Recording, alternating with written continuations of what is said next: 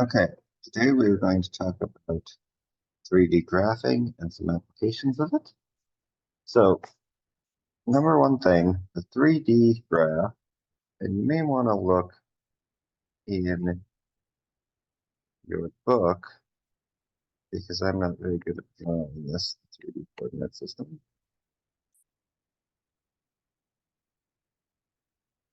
Come on, pen.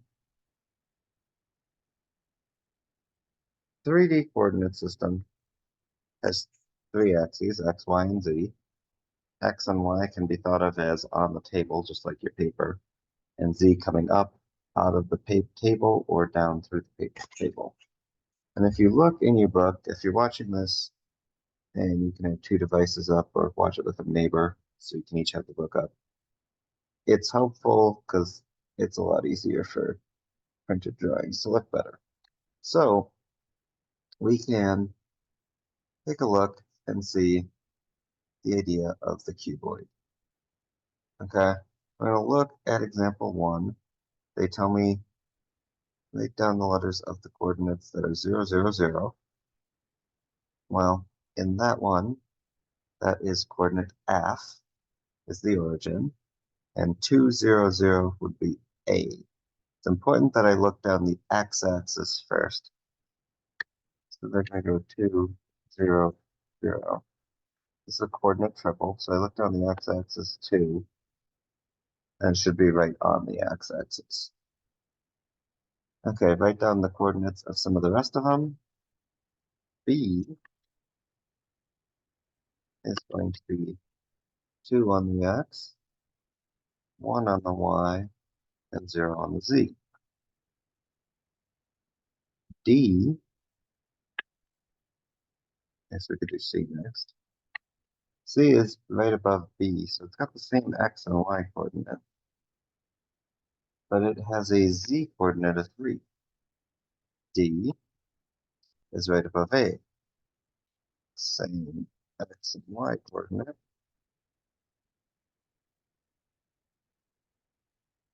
and the z coordinate is 3. If I look at E, this is right on the y-axis. The only coordinate that's not 0 is the 1, the y coordinate. F we said was 0, 0, 0. H equals 0, 1, 3. And G is a z-intercept, so that would be 0, 0. 3 is the z-intercept. Okay. The midpoint formula, in general, is average the x and y's. In 3 coordinates, it's average the x, y's, and z's.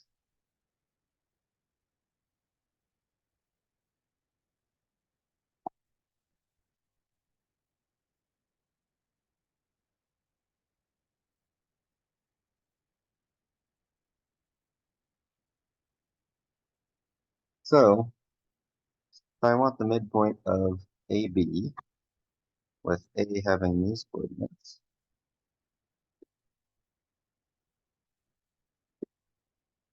and B having these coordinates,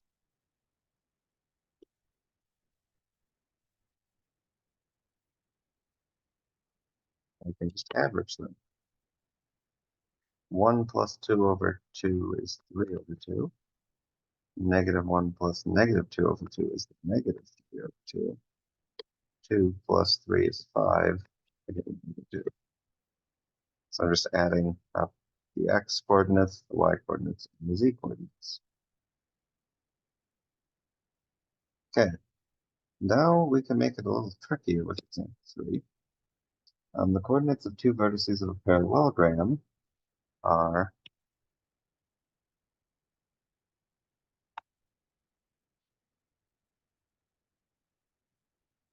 and b is equal to 0, 0, 2. And we know the midpoint is equal to 2, 0. So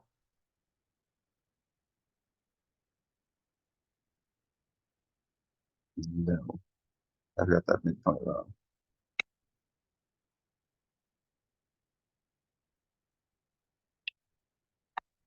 0, 2, 0. So here I know that 0, so I'm looking at the midpoint and I'm going to do each of the parts. So I know my formula.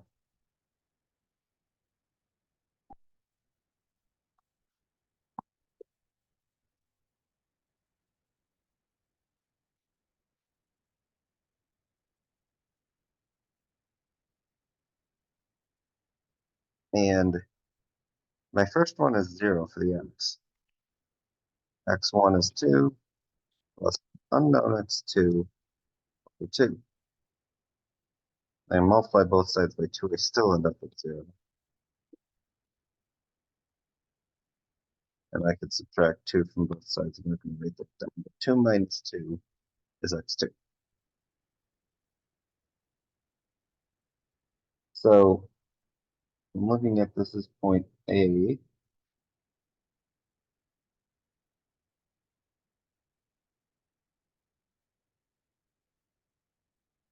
And then it also use the next coordinates on A. This is going to get me point C, because my drawing has it like this. A, B, C, D.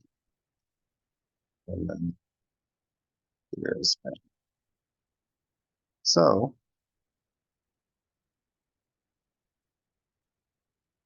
that got me my X, let's get me my Y. 2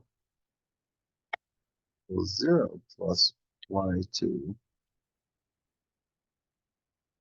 over 2. Multiply both sides by 2, I get 4 equals 22. And Z, 0 equals 0 plus Z2 over 2. Well, if it's going to equal 0, Z2 has to equal 0. So I know that point C has coordinates -2, 4, 0. I got to do the same thing for D.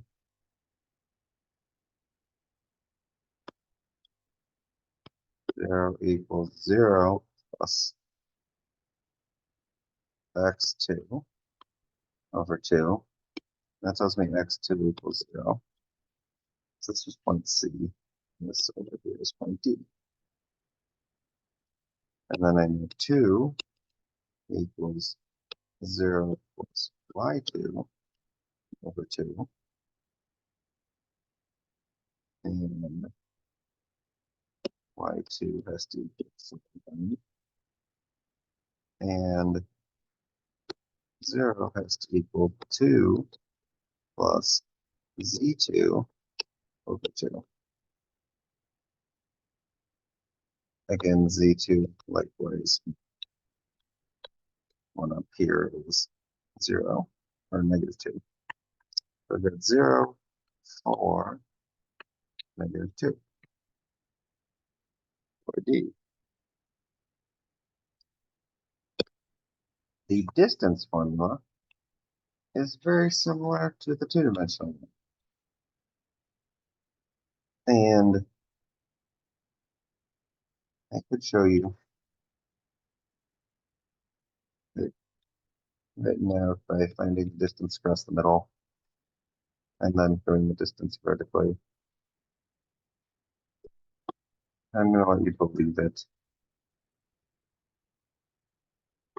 You, if not plus.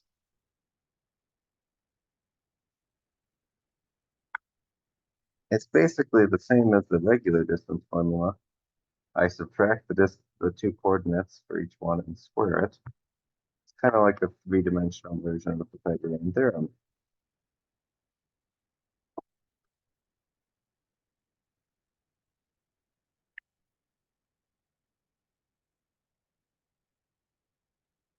The formula booklet or the packet will give you this. You need to do a 2D one, just drop the Z part. So if we want to find our answer exact distance between these 2 points, exact means it's going to be in square root form.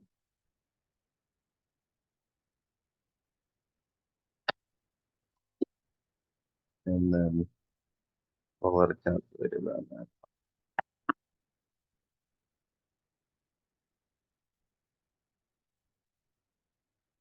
So -1 minus -1, 2 minus -2.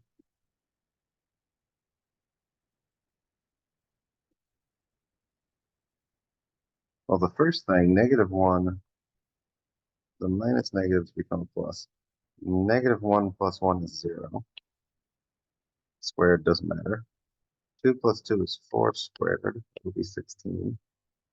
3 minus 4 is -1 squared.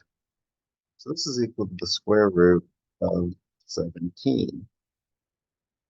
When I round that to 3 significant figures, I get 4.12. They notate this in the book like this, meaning with no line over it, it means the distance from A to B. Okay? Always important to pay attention to the non-stick figs it asks for. Okay? So, example 5. A remote control drone is 500 meters north and 200 meters east of the operator, and it is 20 meters high. It is traveling north at a constant height of 2 kilometers per hour. What will the coordinates be after to the nearest meter after 30 minutes? So currently our coordinates are 500. Looking at the 3D coordinate system, okay, they're going to call north positive and east positive. Wasn't sure if they were calling north or south positive.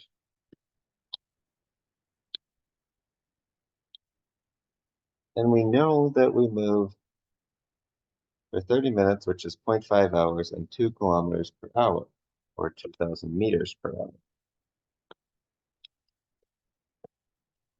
This is how much I'm going to move in my half hour, which is 1,000.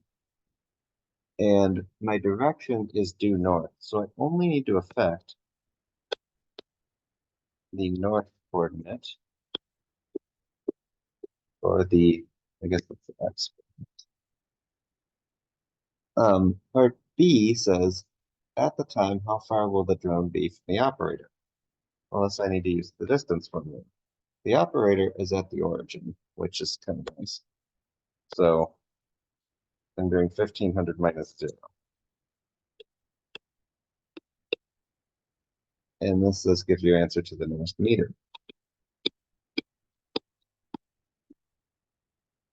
So I'm going to take that and plug it into a calculator, and I get this many meters. That's a little introduction to the 3D coordinate system. There'll be another video showing the graph 3D coordinates, or 3D equations on your TI Inspire. Okay? Now we are going to talk about the right pyramid. And a right pyramid, I'll try to draw one here. Again, your book's got better drawings of these.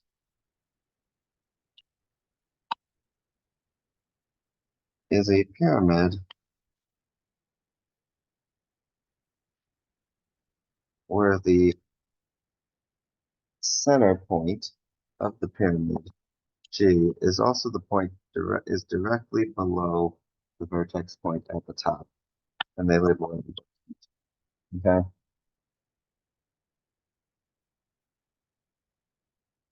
So you can have rectangular base pyramids, you can have hexagonal base pyramids. They don't have to be regular hexagons, but we'll probably mostly be working with those. Okay. Um, and it's important to know how to find all of these. So the surface area of a pyramid can be found by adding up the surface area of all the faces. So on this rectangular one, we have 4 triangles. If you want the shortcut formula for this, surface area of a pyramid, and this is right pyramids only. If it's not right, you literally have to do all the triangles separately, is 1/2 perimeter times slant height. Okay, so I'm going to use another color for slant height. Slant height here makes a right triangle. Maybe I shouldn't do that. There on the side.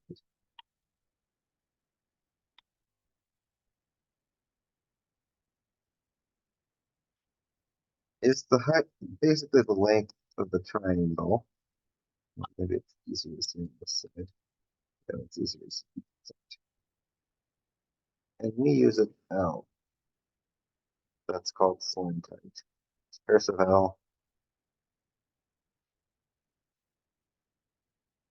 It does make a right triangle with the height in the middle. Okay. Plus the area of the base. It doesn't matter what the shape of the base is. All pyramids, the sides are going to be a cone. The perimeter accounts for all 4 of them. Instead of just being length of one of the bases, the perimeter takes care of all of them. Or if it was more than 4, however many you want. E equals area of the base. So you're going to have to use whatever area formula there is for you.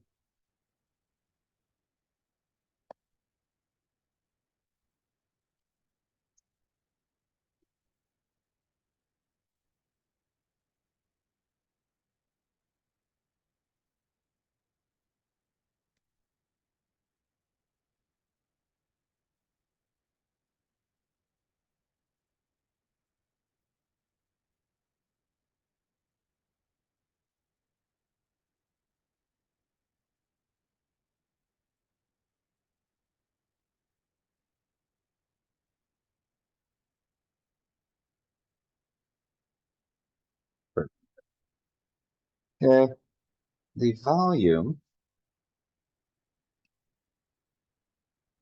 equals 1/3 the area of the base times the height. Okay, please go ahead and actually watch the demo video that's in section 3.1.2. Okay, we're going to find, we're going to do some dimensions of this, and we're going to find the surface area and the volume. But the demo video is kind of cool to show you why it's 1/3. So surface area, the perimeter of this is, the area of the base is 12 times 12. This is a square. Oops.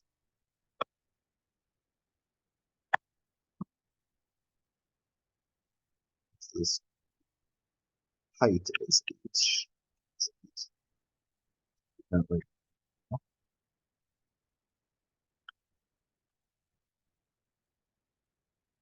So I do not currently know what slant height is.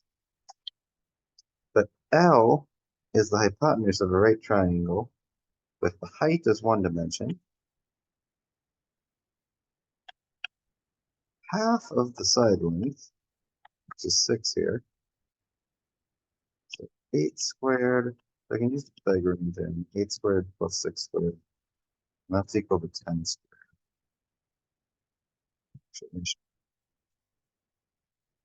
equal to L squared, because L is line tight. 8 squared is 64 plus 36 is 100, which is 10 squared. So it's 10. The area of the base is 144. So my surface area,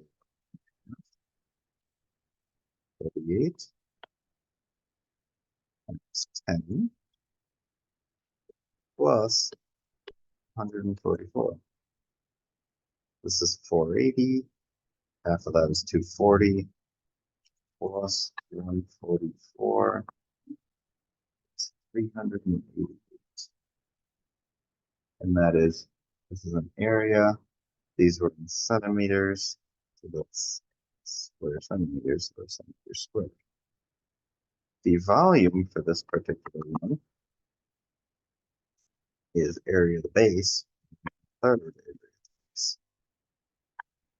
124. That's height 8. And that is equal to, I'm not sure of.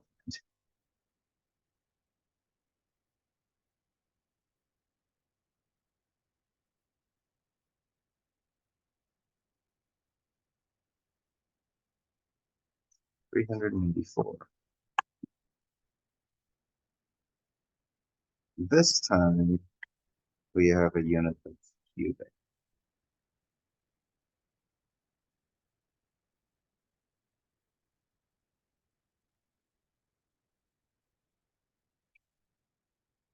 Oh, I added one.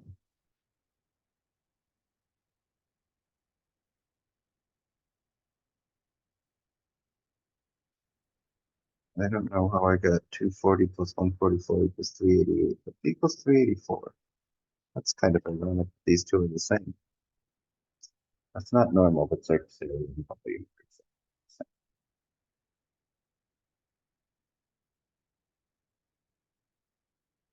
Okay.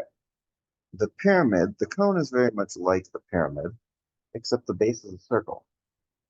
So instead of perimeter, we use circumference. Okay.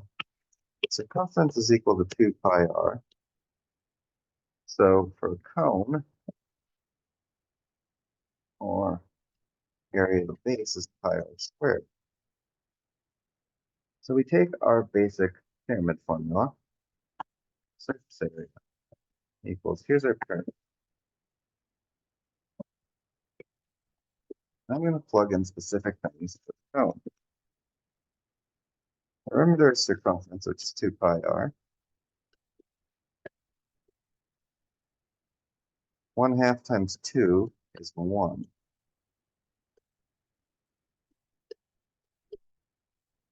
This is my surface area. And again, you can develop that as long as you know these and you know this. It's pretty easy to develop that.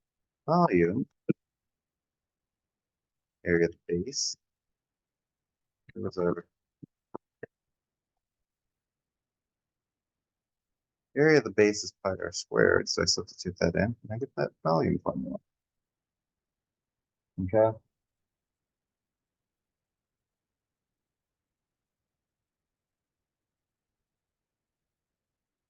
So we can do this with a little bit less. So, example 1. Photograph shows a piping nozzle which is used to apply icing to cakes in a decorative manner. There's a curved surface of the cone that has no face. The radius of the top is 3 millimeters, so by cutting a small cone from the top of the larger cone, the perpendicular height of the large cone is 36 millimeters. The perpendicular height of the cone that was removed from the top is 3.2. Find the surface area of the piping nozzle to 3 significant figures. So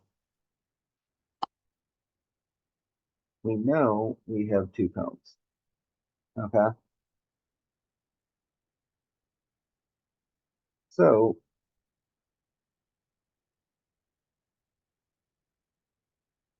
if you look at the book, they have drawings of this. They're starting with a 36-inch inches, 36 millimeter high cone with 15 millimeter radius. And they're cutting off one with 7.2 and a 3 millimeter radius.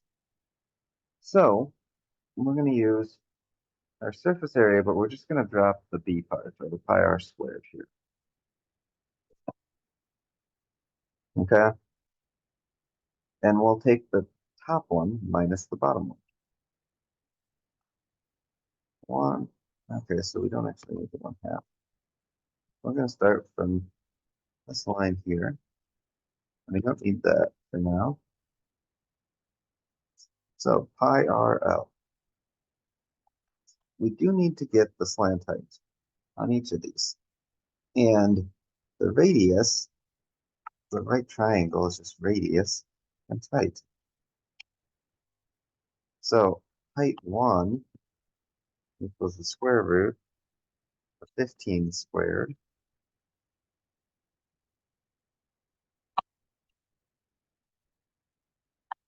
plus 36 squared. And that is equal to 39. Height 2 is equal to the square root of 3 squared plus 7.2 squared. And that's equal to 7.2. So pi times radius is 15 times L is 39. So that's my bigger cone minus a smaller cone.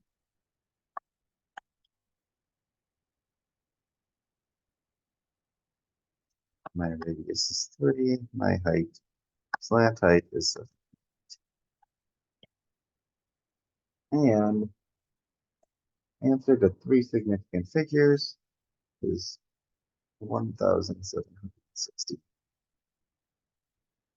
millimeters squared. So I'm doing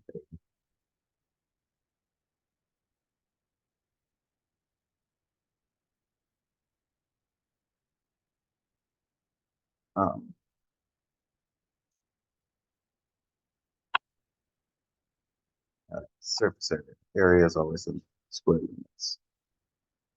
We're going to find a cone. This is going to be the volume of a cone with radius 3 and height 7.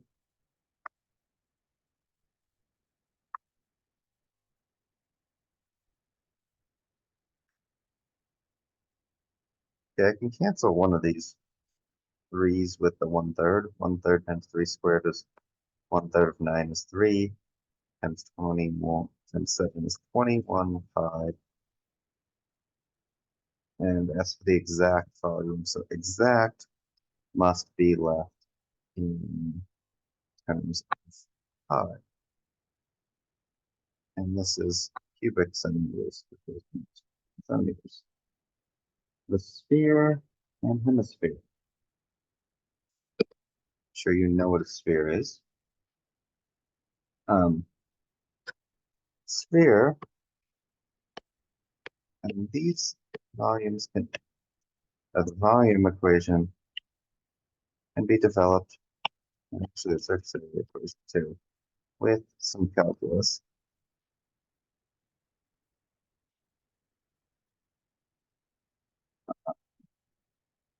Yeah, the surface area is the derivative, so losing dimension.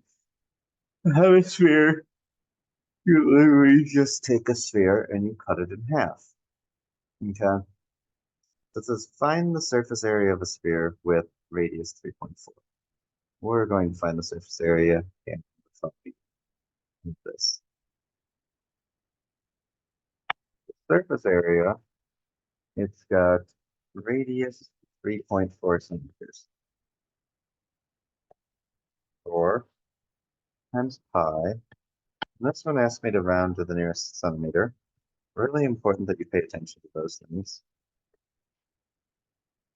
And so I'm actually going to enter all this in my calculator. 4 times calculator I have handy is on my phone. And Mr. Klein was nice enough to show me how to find the TI-84 path on your phone. So I'm using a TI-84 on my phone. It's rather nice. To the nearest whole centimeter is 145 centimeters squared. The surface area. The volume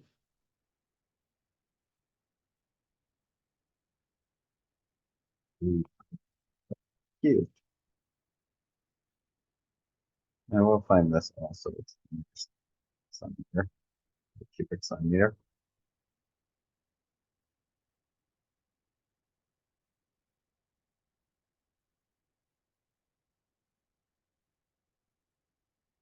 Slightly larger on this one. Volumes tend to be larger unless they're small. Um, 165. And that is today's lesson. There'll be another short video on 3D graphing on TI.